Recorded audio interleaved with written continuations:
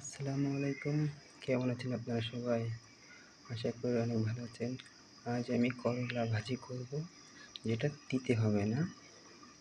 আপনারা অনেকজন হয়তো ভাবেন যে বাসায় হস্তে রান্না করলে তিতে লাগে কেন? আমি যেভাবে বলছি এভাবে আপনাকে ফলো করেন আমাকে, দেখতে পারবেন কীভাবে রান্না করলে তিতে হবে না। সেটা হচ্ছে কি, প্রথমত করলাগুলো কুচি কুচি করে কাটতে হবে। তারপরে হাফ চামচ লবণ দিয়ে সেই কলাটাকে 10 মিনিট ঢেকে রাখতে হবে। 10 মিনিট পরে আমি দেখেন ধুয়ে নিয়ে এসেছি, অল্প একটু করে হয়ে গেছে। চাইলে আপনার সাথে কিছু আলুও মিশিয়ে দিতে পারেন, কোনো সমস্যা নেই। তারপর আমি এখানে তেল দিয়ে দিলাম হাফ কাপ পরিমাণে, মরিচ পেঁয়াজগুলো দিয়ে দিলাম,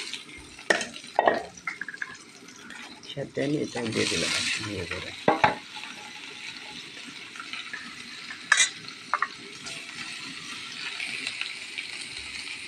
দেওয়া হয়ে গেছে,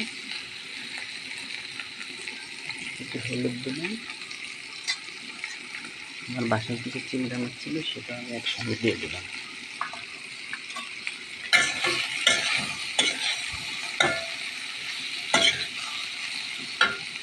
এটা কখনো ঢাকবেন না, ঢাকলে দিতে হবে।